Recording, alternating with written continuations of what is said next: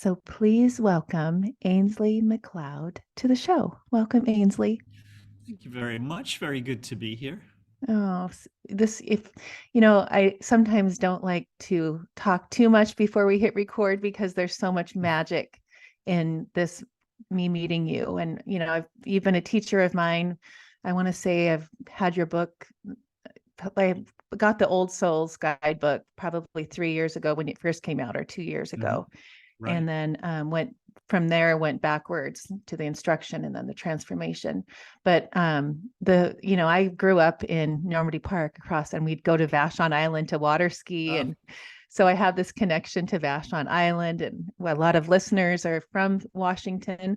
mhm. But I just, there's something about, I've had so many conversations lately with my husband, especially because we're home and we're talking this weekend about soul types and soul levels and why we gravitate towards so many people, and what I've learned from you, and what I've really, when I know I'm ready to learn, the teacher appears. And Mhm. that's really where I've connected with you in that way. But to get the most out of this, I feel like, I mean, if someone doesn't know, really, I feel like you didn't find your gift, or you were picking the breadcrumbs up along your life, like we always are, right? But Right. to you, discovered it like in your early 40s, where you finally are like, oh, this is what I'm here to do. Can Yeah. you kind of go a little bit back to kind of how you got to where you are and how you got Yeah. to? Yeah. Sure. I was, you know, I mean, I was raised in Scotland, lived in England, and then moved to the States about 30 years ago. And um, I'd had these experiences all my life that were um, kind of psychic related, except for whatever reason, I never recognized it as such. I just thought, well, weird things happen. Oh, that was a coincidence, or whatever it was. And I had this weird thing too that psychics kept telling me I'm psychic and that I should be doing something with it. And my big question was, well, first of all, I don't feel psychic, and what the heck would I do with it? So um, but I had people, I had a psychic come up to me in an airport, a couple of times in a pub in London, and with the same message. And it was all about, you're psychic and you should be doing something with it. And um, so I got this multiple times, but had no idea really. I mean, I didn't really, I sort of filed it away to the back of my mind, really. And uh, but talking about heeding the call, I mean, looking back, I was getting, slapped around by the spirit world, like wake up, and I, I, I wasn't, I just just wasn't paying attention. And the story I tell all the time is, this is my sort of origin story. I was in my early 40s. I moved to the west coast of the States and took a trip to Hawaii. I was kind of looking for some place I might fit in and feel was home. And I thought, I've always been into Hawaiian music and culture. Um, Went there, didn't really feel it, and just like, well, this isn't it. But on the trip, well, first of all, I had a session with a psychic, and she was telling me about my uncle, and I'd heard this from several psychics, that my uncle was a spirit guide, um, and she's telling me that. And the next morning, I was in a bookshop, just walking around in a very altered state, and I ran into him, just my uncle John. And at that point, he'd been deceased for, like, I think probably about a decade. And he came to me very, very. It was totally real. It was like three-dimensional, but only for about a second. It was very, very quick, but with a long message about working together. And long story short, I went back to the mainland, and I just thought, well, I keep hearing it from people, and that was. I mean, it was transformational. I mean, that experience, I talk about it quite casually, but it was like, Right. I mean, it was really mind blowing and unmistakable as well. This is not like a vague sort of thing. This is like, boom, he's there, gone, but then he wants to work with me. And Hmm. so I just gave it a try, and I'm just like basically sitting there going, okay, are you there? And that, I mean, it took me a long time to sort of really get into the rhythm of, what I do now. Um, I I practiced a lot, um, communicating with the spirit. Well, first with him, he didn't really want to deal with me too much. He basically passed me on to another level of spirit guides, and so I then practiced for about 3 years. Just every spare moment, I was talking to the spirit world and asking them questions about people and life and history and geography, and testing my ability, um, to the point where they're kind of going, look, are you ever going to do anything with this? Like, Mhm. you're meant to get this out into the world. So I started reading people and found that I had some ability there, and just kind of built from that. And over time, it was a question of really finding what it was that I really was meant to do, or being supported or encouraged to do. And it really sort of came down to helping people to understand who they are and why they're here, and particularly looking at past lives and how they affect our present life. Right. So that's that's the nutshell story there. So when you started to, you could tap in, because you can tap into past people's past lives, like instead of doing a past life regression that I've done before. And Mhm. so that's the unique thing about you, Ainsley, is that, right? Like that you really can sit with someone and just go right into like, well, you were this in a past life. This is why you Yeah, have this fear. And I've had yeah, past life regressions, but I'm doing the hypnosis. I'm in it, you're wondering, is it real? Am I making this up?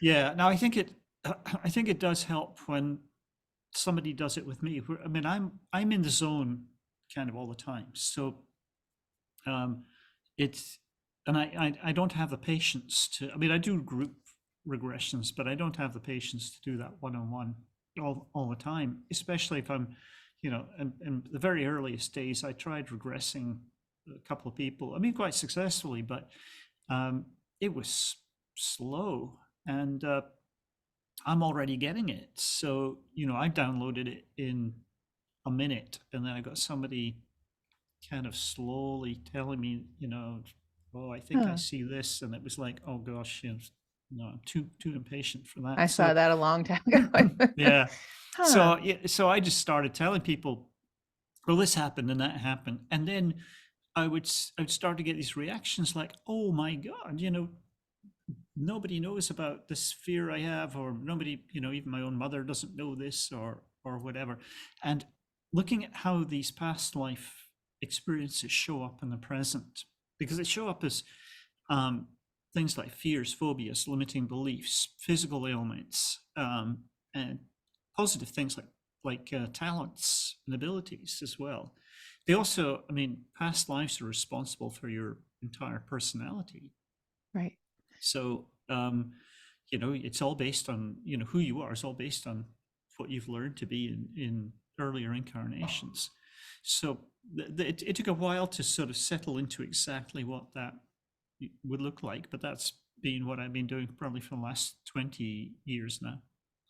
So will you explain this to everybody? Because this has been a great way. You've explained it so well. So we're the soul, right, we're in the astral plane, the causal plane, how we are, our soul families. We choose our parents choose us. Yeah.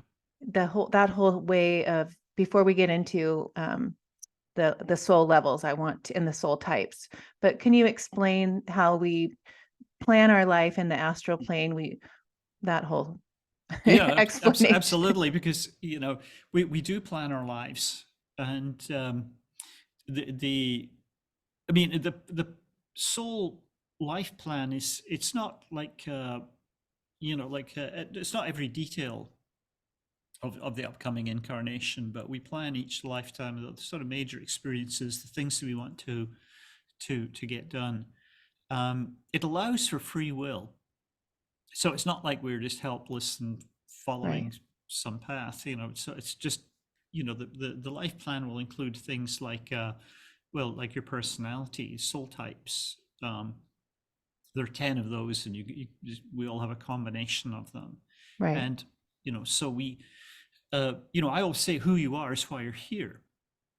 And what I mean by that is that your soul will look at the upcoming life and the things it wants to achieve, the possibilities that we'll have if it comes into this family or that family or this part of the world, and it will choose the personality, like choosing a suit of clothes for each incarnation. It's like, as I say in my last book, in the Old Soul's Guidebook, you wouldn't wear flip-flops to climb Mount Everest, Right. or you wouldn't wear climbing gear for a day on the beach. So your soul sees what's coming up and goes, okay, we could use this, we could use that, and it combines into the personality that you have. All for growth. Everything is about growing. Everything is about Yes. growing. Yeah, if you want to really go back to, why are we here? It's the whole thing is about growing, constant evolution. Right. And that's what, we talk about young and old souls. Young souls are just, they're inexperienced. Older souls have been around the block a few times, and it certainly affects your perspective, how Right. you view the world, how you view life. And it actually explains things like political differences, social views. Well, of course, I actually say past lives explain everything. And I Mm-hmm. don't mean that jokingly. I mean, I don't think there's a single thing about we humans that isn't past life related. Right. Your tastes in music. I mean, why you're drawn to one thing, not another. Places, locations. That can be a big one. I mean, really everything. I often say it at events. I go, challenge me. Like I'm saying everything is past life related. Challenge me. I would Right. love to. I really can't think of anything that isn't. I did take the liberty of looking at who you are and You did? kind of what you're doing here. If you want to talk about Oh, I'd love that, to. yeah. I mean, it's not too personal, but I can certainly give you some insights. Um, you are a very old soul. You probably picked that up having read my books. Right. Technically speaking, there are 10 levels in all that souls go through. First 5 levels are as a young soul. Second 5 are as an old soul. And the flip happens somewhere roughly around halfway through all the lifetimes you're going to have. I mean, roughly. And the shift between being a young soul and an old soul is all about introspection. It's like the young soul is very outwardly focused. The old soul is more inwardly focused. Technically speaking, you're right at the end of level 9. You're where Oprah's at. It's 90% into level 9. What that means is that your soul intends this to be a fairly busy life. You want to get a lot of things done. You want to feel like your life has a higher purpose. This is something that unites every level 9 soul. And 90% is analogous to level 9. So it's almost like a double need to have higher purpose and meaning in your life. And a great part of that is about really benefiting others, doing something that's bigger than yourself. And that's a major motivator for you. It's why you're doing what you're doing, or it's a big Mhm. part of it anyway. Your soul types, just to go from top to bottom, you're a spiritualist soul type. Most of my clients are, and most people who are interested in that kind of work are going to be spiritualist types. You get to be this through past lives as a healer or a contemplative. It could be acupuncturist one life, monk the next, physician the next. It's like there's a spiritual connection and there's healing, and it creates combines to give you a deep-seated desire to help other people. And in fact, I often say that how I describe level 9 and 90% and the spiritualist are interchangeable. Oh, Again, all about finding a higher purpose, making a difference to people's lives, and healing yourself as you do that. as well. Other elements that show up in your personality, you've got a hunter influence, which is good. It's quite prominent. What that does is, and I joke about this being Viagra for the soul, because the drive can drop off as you've been, around the block so many times. Mhm. So it gives you a little more drive, a little more ambition. A lot of women will choose it, the hunter influence, to help to survive and thrive in a more sort of male-oriented world. So I see a lot in people who are in the corporate world or any area that's more sort of competitive. It doesn't always have to be, but it does give you more ambition. You've also got a couple of very soft, very emotionally centered parts. You've got the creator. This just comes from lifetimes after. That's literally creative person, and also performer, which is great for being, on camera and behind a microphone. The performers comes usually from lifetimes as a singer, dancer, actor. It's not obviously your full soul type. It's just an influence. So it's not necessarily going to draw you to the stage, but you'd certainly have, it gives you things like people skills and the ability to communicate a little bit better. And you also have this fascinating thing. It's a very rational part of you, thinker, educator combination. The thinker type is very rational. So is the educator.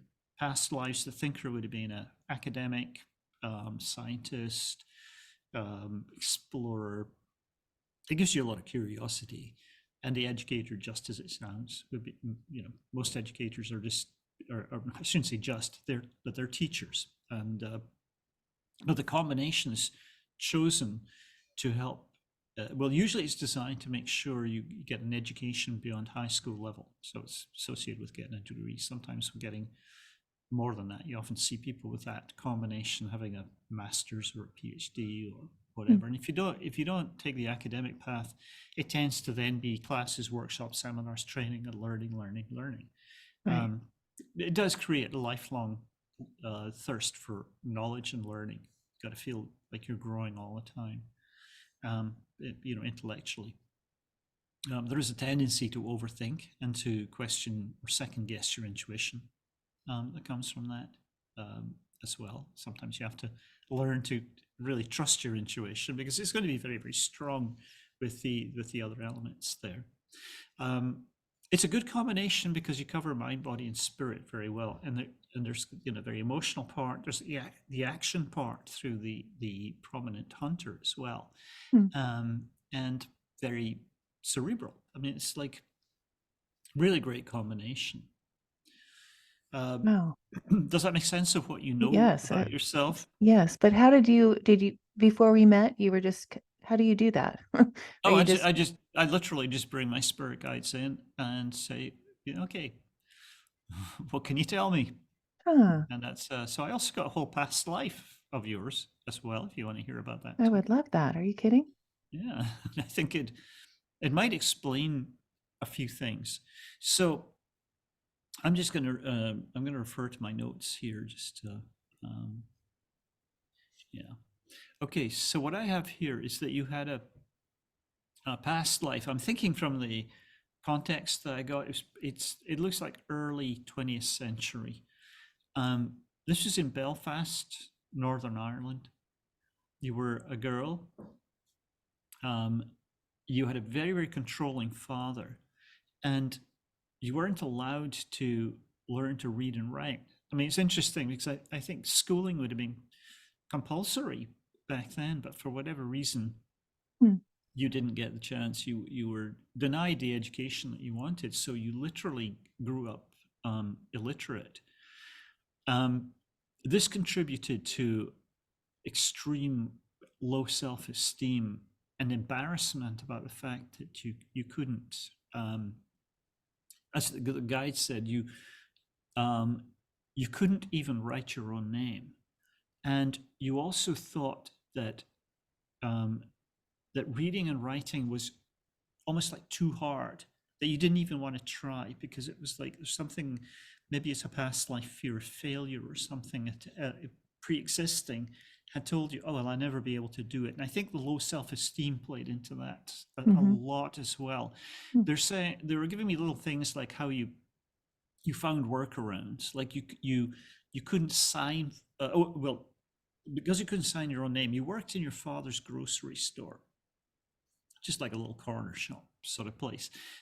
Just the little example they gave me was like deliveries would arrive and you were supposed to sign it, and you would either make an excuse, as they said, you found workarounds, so you didn't have to, oh, I can't sign that right now, or I can't read this right now, or I'm busy, or whatever. It was very, very limiting. I found this with illiteracy in past lives. It really does radically limit your opportunities. There's you can't read a contract. You can't even read the papers. You don't know what's going on, and so you ended up when the father in that life died. You moved to southern part of Ireland. You married, and you married somebody who was a real bully. He was very, very cruel. You went from a controlling father to it looked like a controlling spouse, and and there was also a lot of ridicule as well, because if again, going back to that thing of not being able to even write your own name, and you died relatively early. I'm not sure exactly how old, but certainly not old age. You died of hepatitis or complications from hepatitis, and excuse me, significantly, you died alone. Although you were in a hospital, it looked like there were no family coming to visit. The husband wasn't there. You're essentially around strangers, and this affects the soul as well. So what I want to do is give you a few of the ways that this shows up in or should show up in this life. One is that not being able to read and write in a past life, you are going to be much more intellectually focused. I think it would be why you chose the personality that you did, or a big part of it. Because you were ridiculed for not being able to read and write, then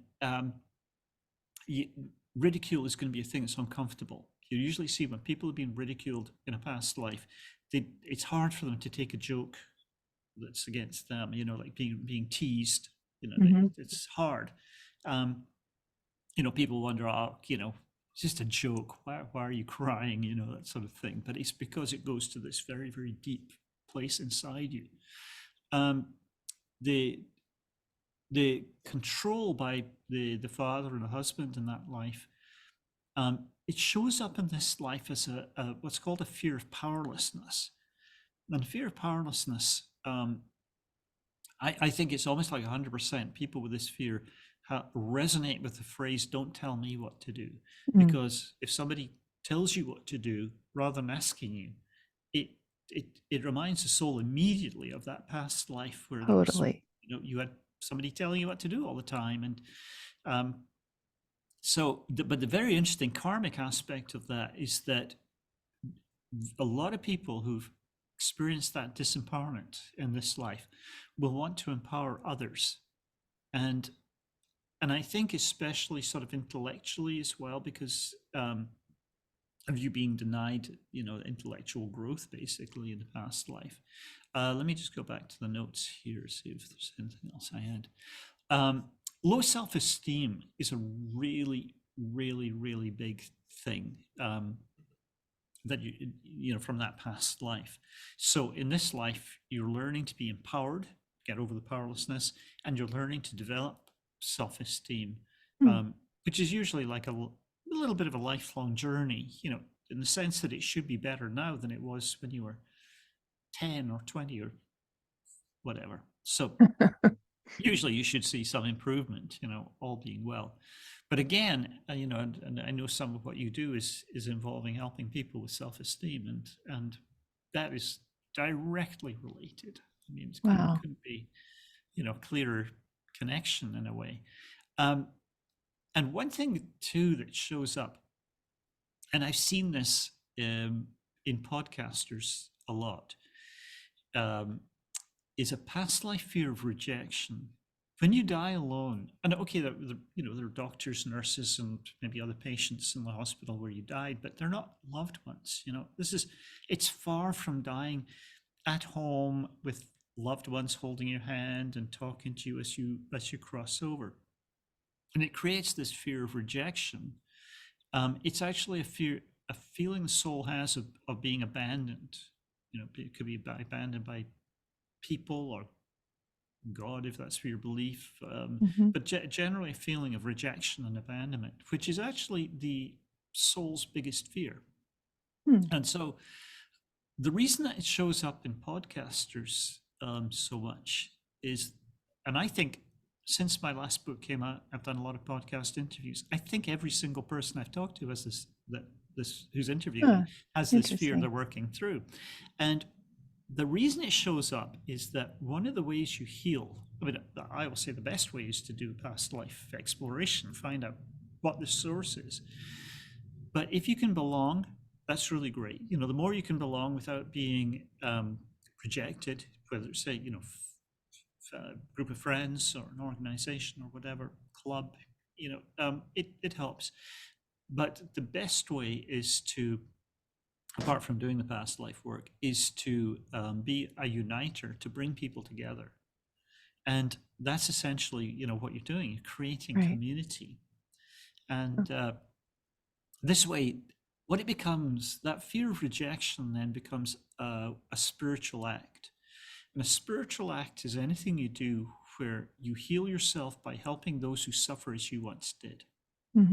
Broadly speaking, the people who also need to feel like they want to belong to something, and you heal your soul, they benefit from it. But everybody benefits. Everyone's a winner. Oh gosh. Wow, Ainslie. So how does that all sound?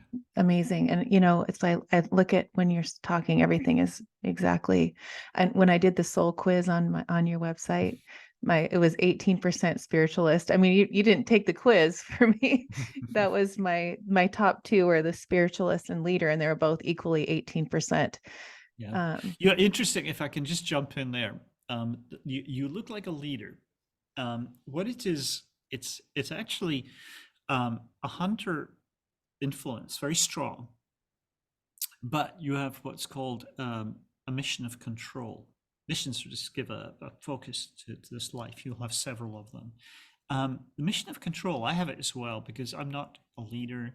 I don't have a hunter in me, but I do have a little bit of an air of authority that you get from this mission of control. It's not about being controlling, but it's about, it's a wonderful choice the soul makes. And I keep meaning to ask my spirit guides why more people don't, or more souls don't choose it. I swear I will do this afterwards. I'll have a little chat with them, because I've wanted to know for a while. Because it works really great. What it does is it allows you to have that strong leader influence when you need it.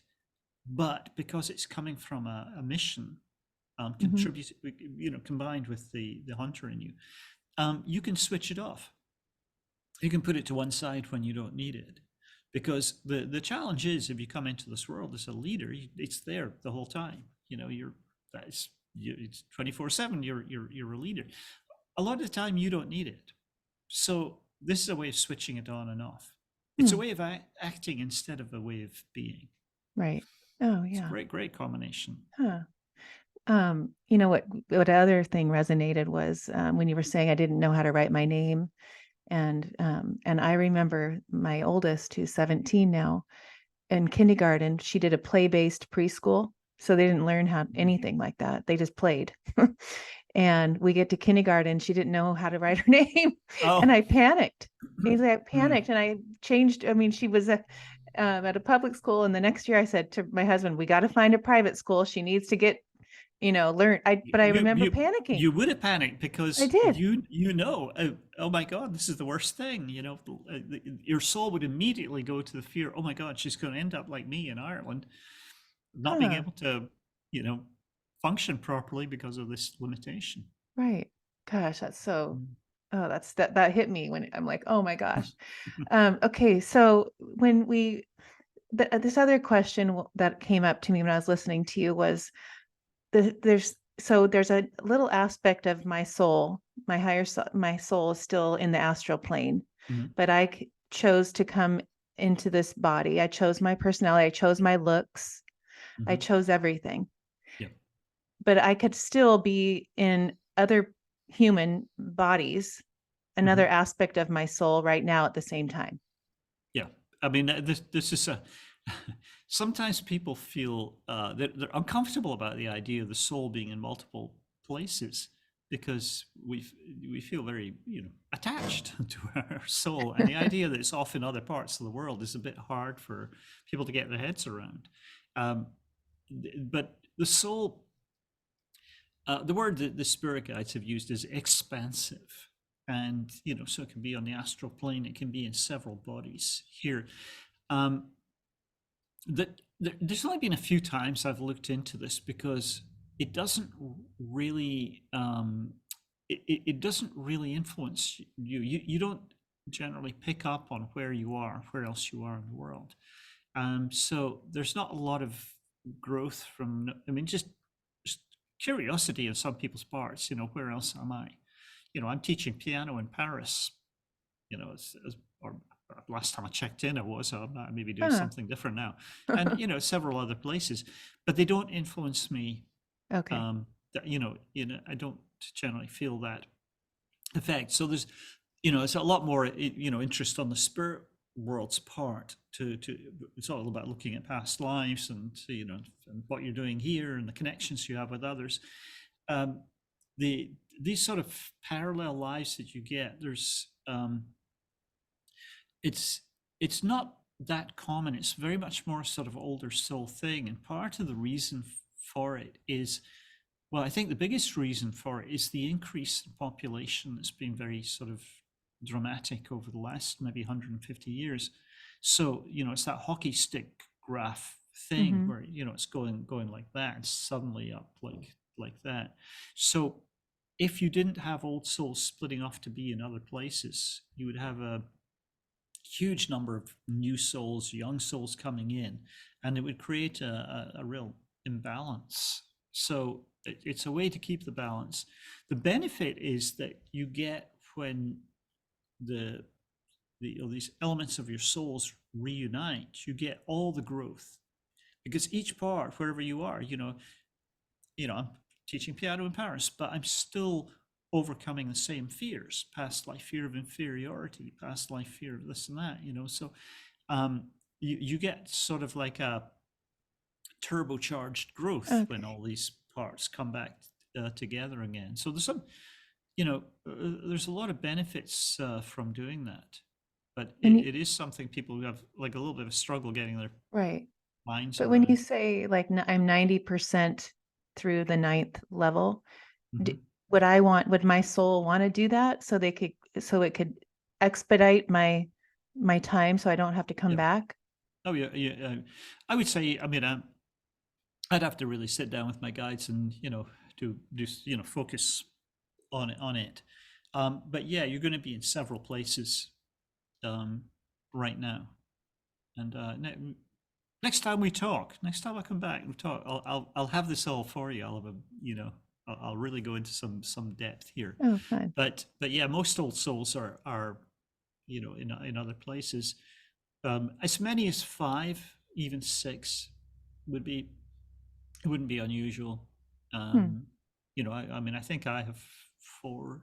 I mean, 4 other places, and the few times that I've had clients who are really interested in that, I think it was about 5 or 6, maybe, um, and really random, kind of all over the world.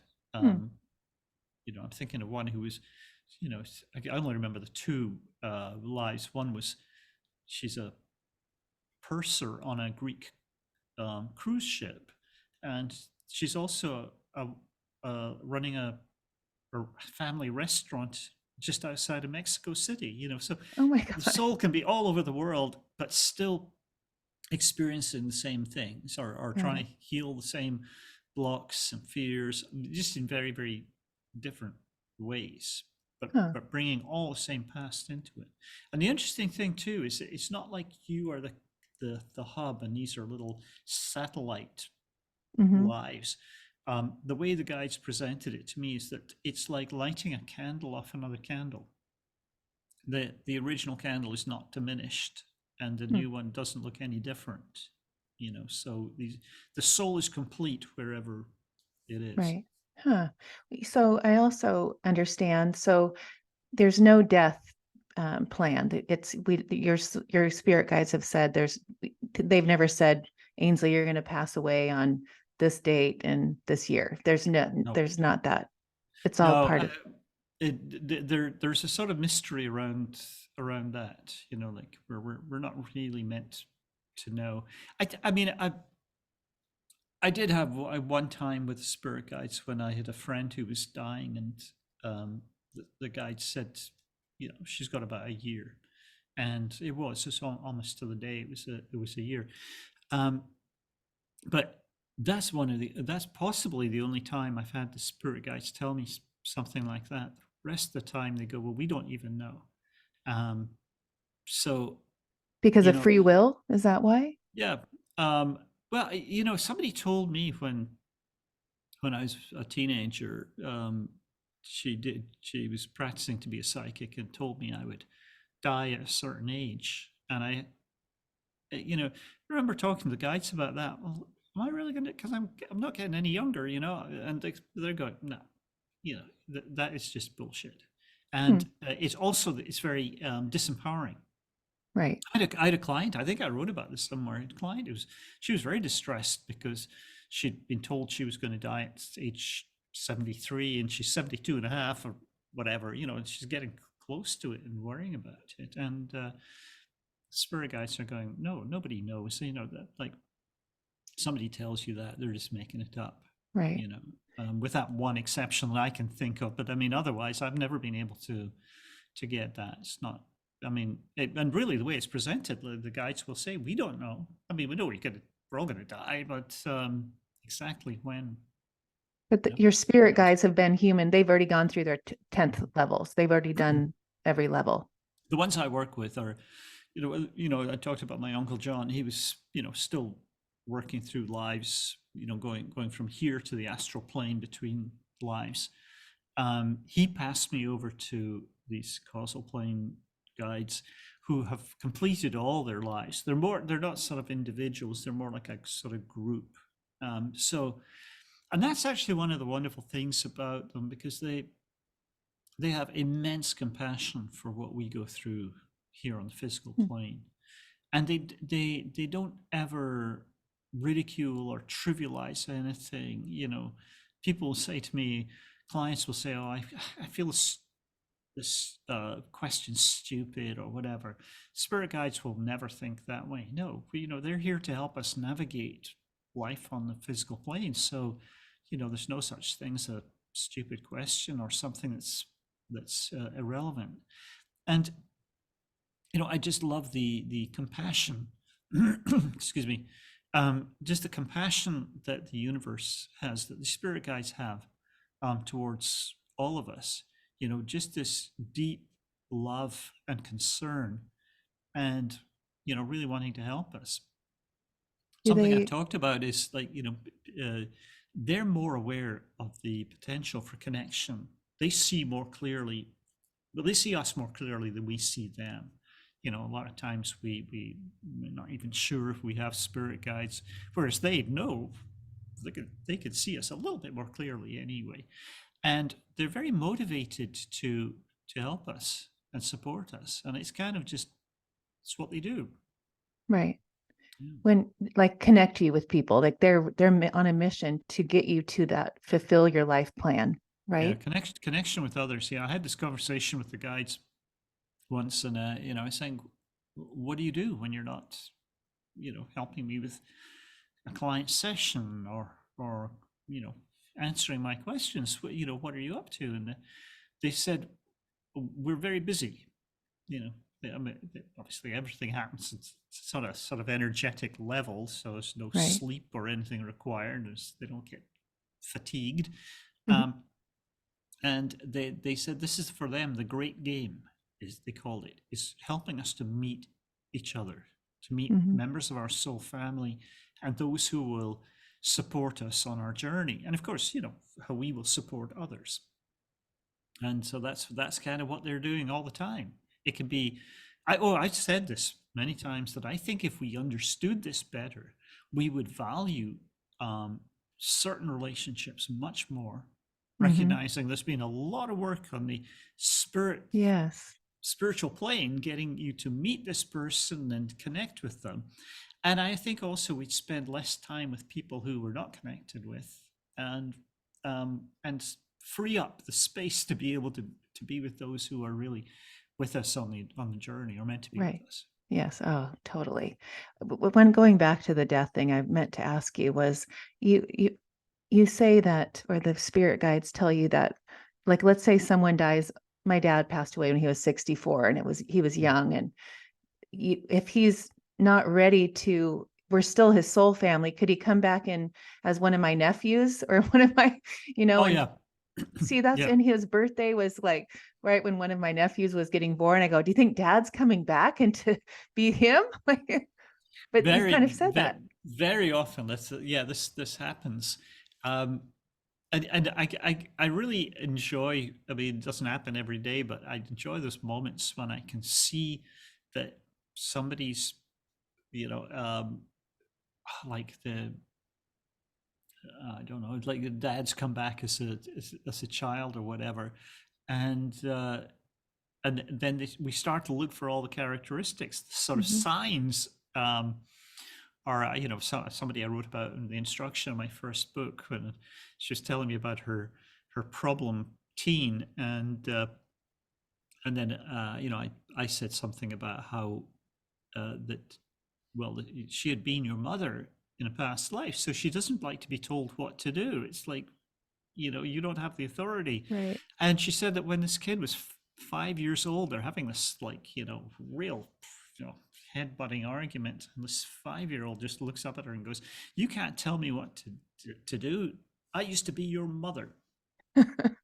And so I hear different variations on that. So yeah, we come, I mean, we don't always come back into the same family of origin, or I mean, we can be all over the planet, but we do tend to, as older souls, come back into soul family, which are souls that we kicked around with before, and also they're ones that came into this world around about the same time, so they're going to be roughly the same soul age, so they're Okay. going to see the world kind of, I mean, got to allow for some being less experienced than others.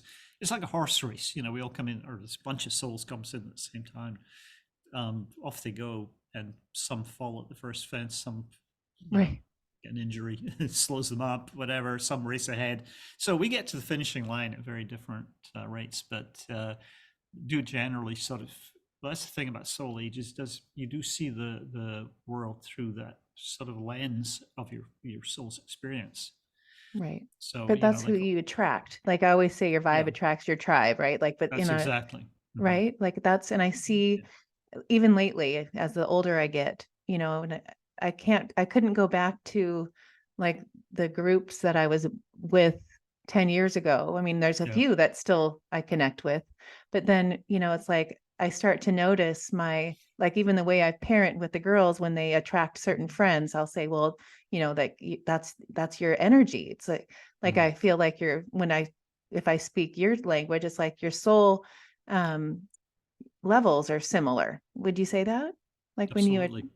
okay. If you when you're starting to really manifest the person that you really are, you will draw very much. You'll find yourself drawing those kind of like-minded old souls, members of your soul family, in. Right. Um, I mean, people can be drawn to that authenticity anyway. When you're really manifesting the soul, manifesting the person that you are. But yeah, that's kind of how it works. We Right. do it. We're seeking members of our soul family all the time, Hmm. and they're seeking us. Right. And so when you, and another thing that I've found fascinating because I'm a dog person. I know you have Lily as your cat that Yeah. She would not um, tolerate a dog in the house, so we're going to be but cat people till she goes. but you explain like we are only ever going to come back as a human for these and to complete this 10 Yeah, levels. The dogs and the cats and all the animals are doing their own levels of growth, and they will only be an animal. yeah. They could be Lily That's could come back as a dog. no, no. In my understanding, in my experiences, we stick to the same species. So, dog will come back. It can come back as a different breed, but for some reason, usually roughly the same size. Huh. So guides put it one time, Chihuahua doesn't come back as a Saint Bernard. I mean, that makes sense because they have their little personalities, right? But Absolutely. Oh yeah, and that's something you'll notice as well. That you you lose a pet, and then another one comes along, and they do that quirky little thing that Bonzo used to do. It's like, oh, they does that weird thing of sniffing at the window or whatever. right. These are little signs to look for. Lily, my cat, who you referenced, she was my cat Tiger when I was a kid. I was told I couldn't have a pet. I have a I have a fear of powerlessness. Don't tell me what to do. Went straight out and bought a cat and worked it very cleverly. So I was told, take that cat back. Sorry, the place is closed for the weekend now. It was just long enough for my parents to fall in love with Tiger. So even when I offered, like on the Monday, okay, should I take him back? So go, okay, let's just keep him another couple of days. Oh, funny.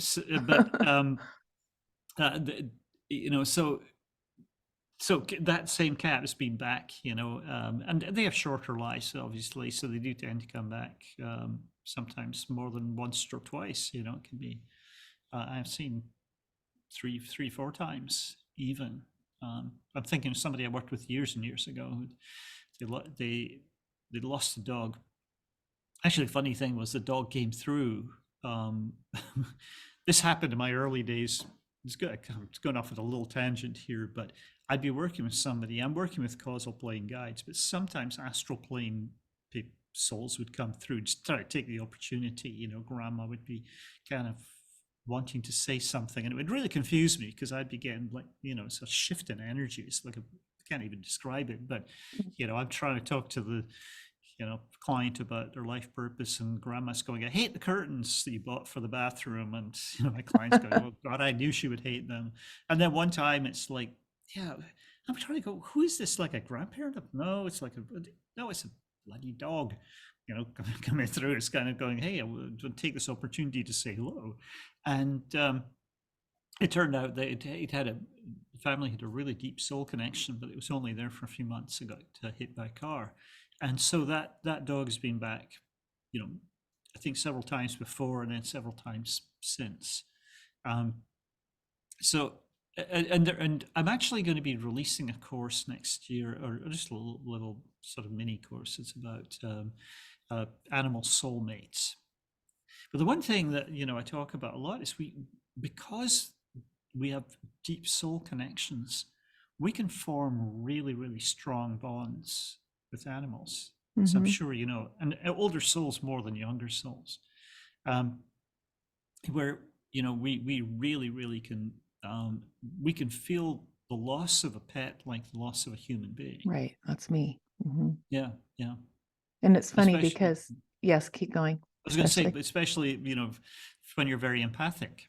You're an empath, and it's animals know which ones of us are empathic, and they will really make those deeper connections. What about relationships, like who you choose as your wife? Like Christine, are you going to be at the same level? Am I at the same level as Richard, or would we just kind of get a divorce? Like, do you grow apart? Well, that's an interesting thing. To take Christine, we met later in life, So did we. yeah. And I, I was almost 60. She was, about 10 years younger. We met in a music party. I knew I was going to meet this soulmate life partner. I mean, it's an advantage of having spirit guides. So I knew that was going to be the weekend. Oh, And wow. yeah. So Huh. I told everyone I knew on the Friday night that I was going to meet this person. I said my goal Wow. is to find this person by midnight on Sunday. So I ended up going to a party and run into her, and it was like, it really was closest thing I've had to love at first sight. It's just Wow. like, there's something happened. It was very, it was really, I mean, super clear. And Like, were you going from person to person? Like, is that her? Is that her? well, Until you get. I did like, yeah, I was kind of everywhere I went because, I had 48 hours, on a Right. mission. Um, so everywhere I'm going is still, could this be the one? I'm in the supermarket. Should I? Oh, somebody looks attractive. Should I ask her out? It's like somebody at the party. I talked to her for a few minutes. I go, I don't think that's the one. And then just, we just gravitated. She was singing, Wow. I'm playing bass, and it was just like, the rest is history. I mean, I was smitten and still am. Oh, She's love that. absolutely adorable. I love her with all my heart. And, so, we'll be around till one of us goes. But you can meet soulmates and things don't work out. And there's a lot of myths around soulmates because Hmm. the idea that somehow you meet a soulmate and it's going to be like cherubs with trumpets, and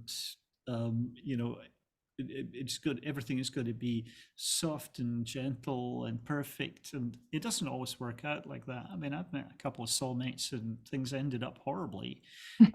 People can develop personality disorders. I mean, you can make all these agreements on the astral plane, and then you come into this world and people can develop addictions, you know, quirks and things that make it maybe very, very difficult. So, I've had a few, major relationships with soulmates that didn't work out, and part of the problem is I think we um, we think, oh, I met a soulmate, so this has to be it. And then I've seen people struggle like I did, like, oh my gosh, I mean, it certainly happened to me where I'm going, maybe, I should stick it out because it's soulmate, Right. this is before I did the work that I do, and understood it.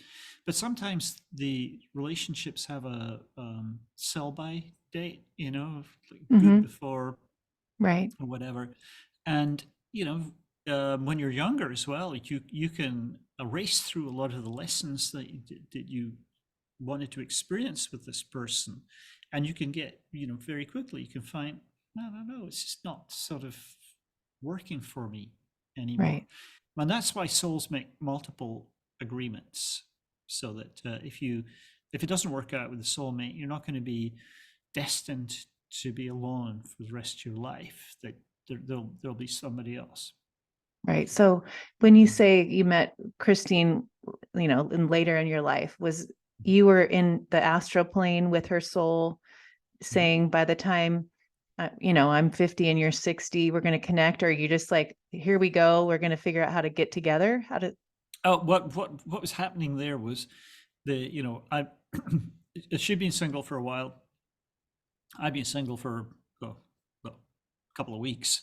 I mean, Oh. I'd been separated from my ex-wife for, at that point, maybe about 18 months, and I'd dated a little bit, and but I was, 2 weeks. I have a mission of connection. It's actually something souls will choose. Again, I don't want to get too esoteric, but it shows up in my life plan that I am really not meant to be alone. I mean, I need people, like a fish Right. needs water. I mean, um, I'm I'm an extrovert. I'm kind of shy extrovert, um, but I recharge around people. And one of the downsides of that is that I would choose to be even in a very dysfunctional relationship rather than be alone. Hmm. And and a big theme of my life was narcissistic abuse. So I'd experienced a lot of that and stayed in situations that I shouldn't have, or ideally, I should have got out sooner. Um, but I'm one of those who goes, well, better the devil I know, or whatever. I mean, Hmm. I've grown since then. I mean, I've done the work, so it wouldn't happen again. But that was how it was when I was younger, and really needing to be somebody. So I was very rarely um, not in a relationship, most of my life. But I wasn't always in very healthy relationships, or very, very rarely. I'm actually releasing a course, by the way. It's going to be March 1st. I'm going to be releasing a course on helping. It's called Healing the Wounded Empath, and it's to help empaths recover from narcissistic abuse. Hmm. Hmm. Because my Interesting. God, have I experienced it, and have so many of my clients. There's sort of almost like an epidemic of that. Oh, So totally. you can come into a relationship with soulmate agreement, and they turn out to be abusive. And the lesson is not to stick it out. The lesson is to learn, not to allow yourself to be abused, and Right. to move on. Like I say, that's why one of the reasons we have multiple agreements um, on the astral plane, to make Right. sure that sometimes there's no guarantee that if you meet a soulmate, and a soulmate is just somebody who's part of your soul family that you've known before, and who Right. with whom you have a romantic agreement. Like, and the agreement is not like it's not carved in stone. It's like it's a kind of, let's see if we can make it work. And So if it doesn't, everyone, so all your Mhm. relationships, every relationship you've had in your life, they're all part of your soul family. No, no, Okay. no. I mean, if I'd done the work, if I'd understood what I know now, they would have been. But Oh, why? Because you would have known and talked to your guides to say, or you well, just, I would have looked for things like familiarity, connection, shared worldview, that sort of thing. Um, and no, I mean, I went, I got stuck in, a couple of relationships with women who are much younger souls, who absolutely no connection. But it was a combination of low self-esteem, past life fear of inferiority, one of the ones you're working through. So I wasn't exactly discerning. And I think okay. this is what I often say. I think if people knew about soulmates, like I touched on before, if we knew that we have agreements with some and don't have agreements with others, we would discard Right. more quickly the ones that are not really with us on the journey. Um, and something related to that too is you being a spiritualist soul type. Um, when you for most spiritualists, once they reach about the age of 35 or 40 or somewhere in that zone, they really get on the path, and then the growth becomes quite dramatic. You're learning, you're developing this greater connection with the spirit world and so on. And if you think of it, you're going like that, and other people are flatlining, and the longer time goes on, the bigger that gulf can become. And Right. this is where people, they'll often turn around, typically, around about 40, going, oh my God, why am I hanging around with those people I knew from high school? I Right. mean, they're dreadful, and I go, oh my God, I dread having a call with them, or oh God, I want to go for dinner. Um, sometimes you're growing so fast and other people aren't. You just lose the connection that you had. And so a lot of spiritualists, soul spiritualists, will learn to kind of discard what Hmm. those relationships that are no longer serving them. Right. and it frees up space to bring in people who are going to be more supportive of you in your journey. Right. And I You know, think that, especially in a spiritual journey like you're on. but the podcast, oh my gosh, Ainsley, it was one of those things that said, Ashley started a podcast 4 years ago. And now I see why. I didn't know why at the time. I was like, who's going to Yeah. listen and who am I going to interview?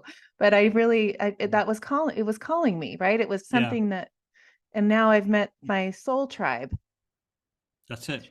through This is this. how, because, people say to me, well, where can I meet my soul family? Where can I meet my people? Well, you have to meet them somewhere. And, we have a membership program. We have our regular Soul World Sunday that Yep, I I know you've love that. attended, and these are places where people have actually formed friendships and relationships that will probably last this lifetime and maybe more. So we all need, particularly older souls, really need to feel that we belong to something, like bigger than ourselves, and so it can be a real challenge. There's a lot of old souls with that fear of rejection that I talked about, and who need that community but don't know where to find it. Right. And the main thing is to get, find people who think the same way, kindred spirits. So what are your interests? So you can meet kindred spirits at a in a yoga class or a book group, or wherever people who have wherever you can find people who share your interests. For Right. somebody like you or me, it might be in a more sort of spiritual context or around healing. Right. Okay, I'm at the end here. I just want to ask one thing. I have children, and I heard you talking about your children, and kind of mine are, teenagers and going into this world that we're, I mean, we've the shift that this, since 2020, since we've seen this evolution. Do you see there's like their higher level souls? Are the kids coming in? It's all different because we're all different. But like when I think of school, like the old way of doing school, like the girls are doing finals this week, and I'm thinking they're not going to, nothing of that is value. I heard you to say you were terrible at math, and I'm like, so was I. And like, it doesn't have, you just like, you looked around at the school, like nothing about school interests me. Like I would just sit here and read your books. But that's where do you see the world having more of people saying to to these children, like, you're this soul, this is where your interests are, like follow that, and I've been such an intentional parent about that. Like if my daughter, she saw a postcard when she was 8 and wanted to do a pageant, I'm like, what? So here she goes. And when you talk about performer, she's probably a performer type, a leader. Yeah. But where do you see that as we end this beautiful interview? Well, there's a lot of people have noticed that the sort of younger generation, if you like, there's a lot of old souls coming in, and there's a shift in consciousness going on. This is the subject of my second book, The Transformation. And so you hear terms like indigo children or whatever, but they tend to, I mean, my kids blew me away when they were little with their the level of self-awareness that I never even saw in my generation. Never saw it in myself or my friends. Such a stronger sense of who they are, and just a greater awareness. So that's happening as a result of this shift in consciousness that's going on. I mean, it's not an easy world for these old souls to come into, Right. And, but are they choosing to come in? Well, they're choosing to come in, yes, absolutely. But also a lot of them with coming in with what's called a mission of change, external mission of change, which is about wanting to change the world and make a difference. You'll see it even in like school-age kids who come home from school and lecture you about recycling or something like that. They're more concerned about the planet they're going to live on and have to experience. And planet is in crisis. So to some extent, there's a rescue mission going on. A lot of these younger people. I mean, Greta Thunberg is a great example of that. She's a transformer. She's here to change the world and make a difference. And there's a lot of older souls with that greater level of consciousness, which really is the awareness that we're all connected. And of course, that we're connected to the planet we live on. We need to take care of that as well.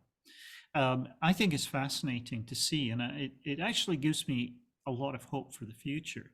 But to go to something you said, the education system it's not how it should be. It's not conducive when it comes to helping old souls live the lives they should. I was like you. I mean, I hated school. And actually, talking of being lousy at math, I remember the one time, I can't remember how old I was, probably about 5 or 6 or something, when I realized I did some basic arithmetic and figured out I was going to be stuck in school for 13 years. And I just remember that. Oh God, beam me up. It was like that. I felt literally like I was going to prison every single day. It was very old school Scottish. There was a uniform. It looked like Hogwarts. It's a day school, but it looked like Hogwarts. It was like without any of the magic. It was, and huge focus on discipline and sports, which I was awful at, and it wasn't intellectually that smart or anything. I was neurodivergent and completely disinterested. Anything other than art. Maybe art and music, that was about it. So I feel very strongly, because understanding now about soul types, if we could help to channel, like the innate abilities rather than force people into this cookie cutter approach to education, I think it'd be a great thing. And I think, I mean, it's this Rudolf Steiner's Montessori and all that sort of thing, which I think is great. But the old school, it really, I mean, at some point it's really got to change. I mean, I could have thrived as if they just said, you know what, you're pretty awful at most subjects, but you're really good at art. I mean, paintings on the back. I know. Amazing. Play guitar. I was a cartoonist, a cartoon illustrator for 20 years.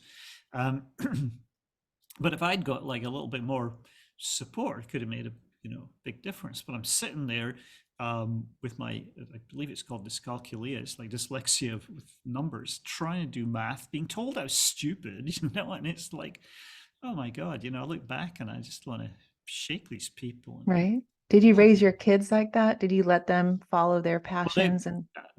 Absolutely. And I said, whatever it is you want to do, I'm totally supportive. This is your life to live your way. And, I mean, I don't mean if they want to go off and do cocaine and, be part of a gang or something. No, I'm not going to support that. But, my youngest is he's got a lot of performer and creator in him. And he's been teaching himself over the last few years to be a music producer, and he's doing incredible work. And, he's working with rappers and, creating incredible beats.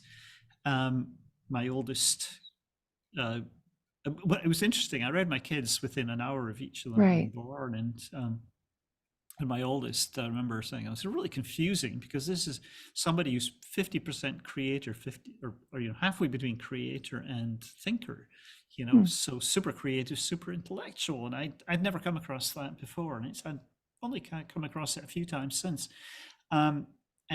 So he could have gone in either direction in a way. But he graduated with a degree in marine biology and oceanography, so 2 degrees, doing a PhD now.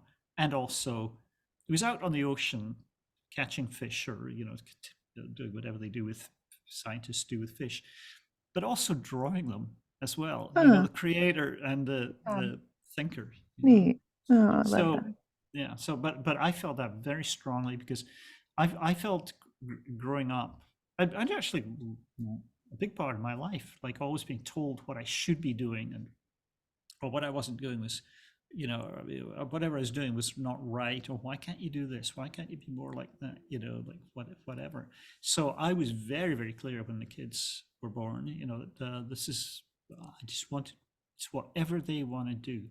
Right. And I love because I that. think so many people, especially if you're working with self-esteem issues, you could really thrive if you had people saying to you, you want to do this? Good for you.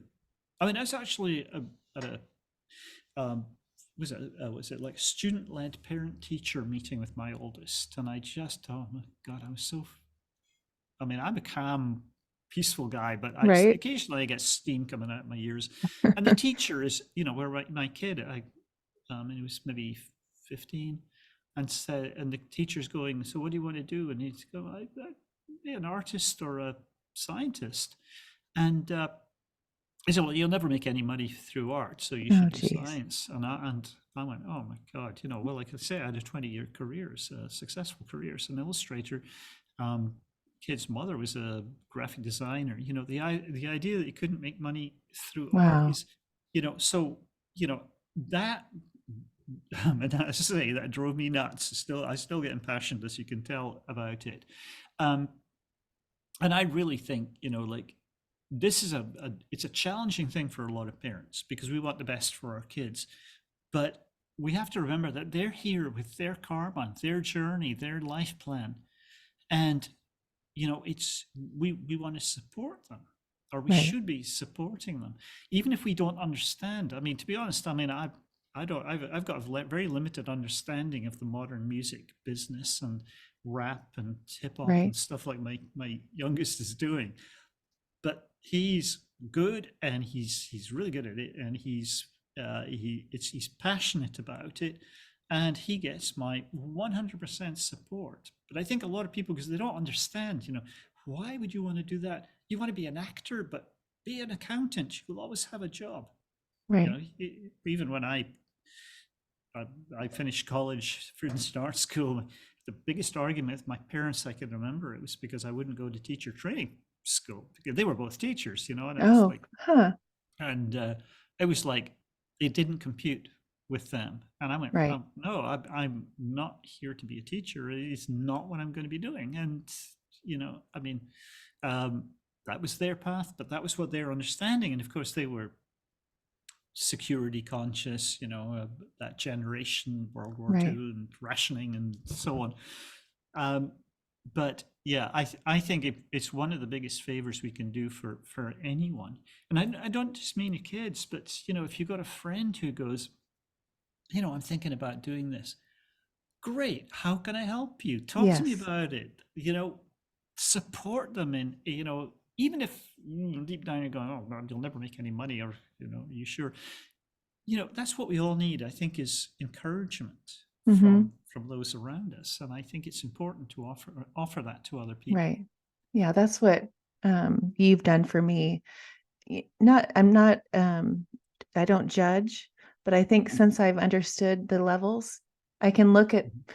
I was having this conversation with Richard this weekend about, it's just so fun to like sit with people. We were at a party, and a Christmas party, and you're looking around and you're like, knowing what you've taught me in my levels, and I'm listening to what people are talking about, and that doesn't really resonate with, that's not my interest. And but it's all good, they're doing their little soul journey. It's Yeah. like that just doesn't, I'm not interested in that.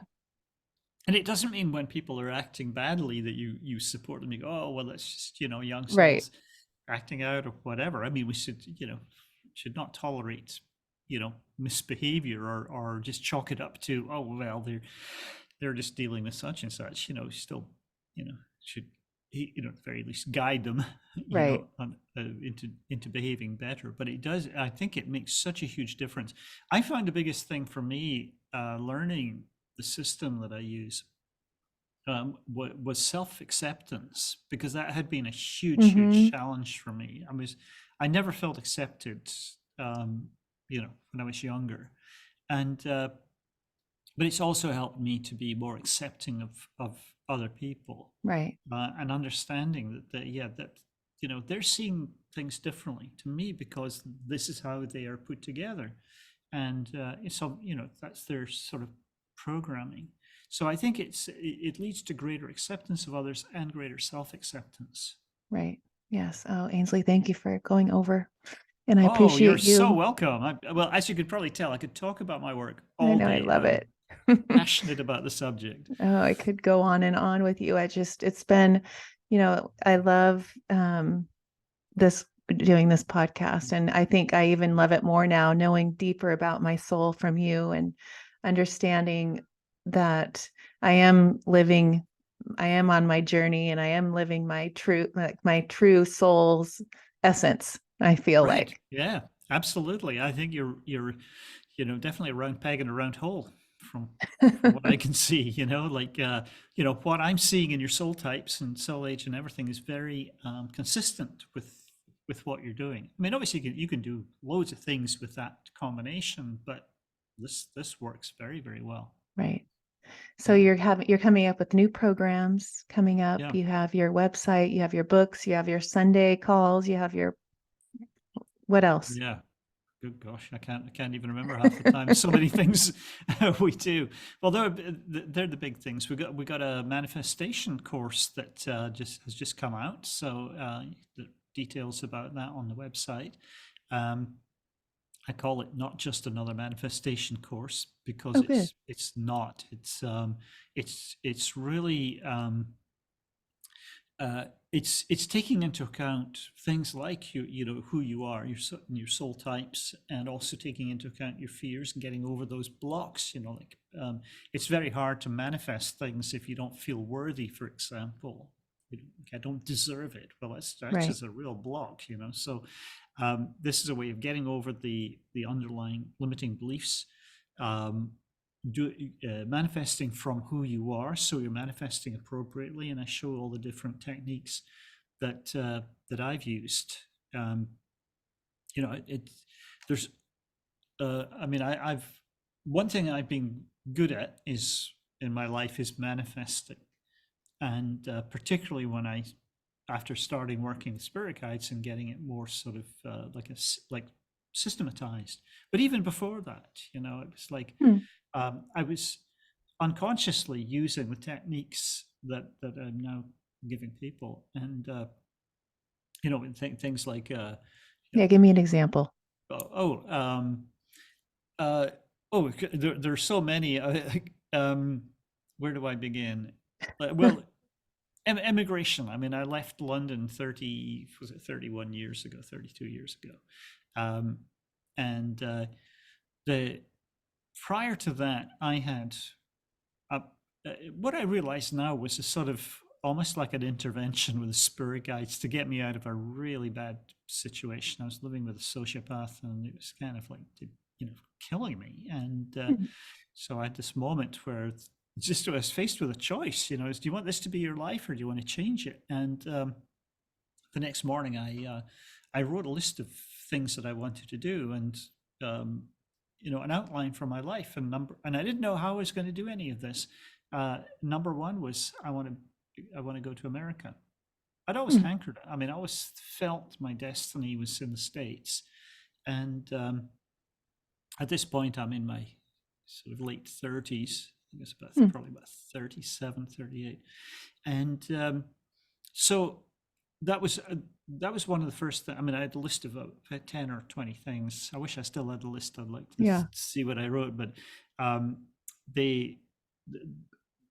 what I did was I took action. This is a big part of it as well. A lot of people put things out there, like manifestation goals, without doing anything themselves. Hoping the universe will somehow magically respond, and it will.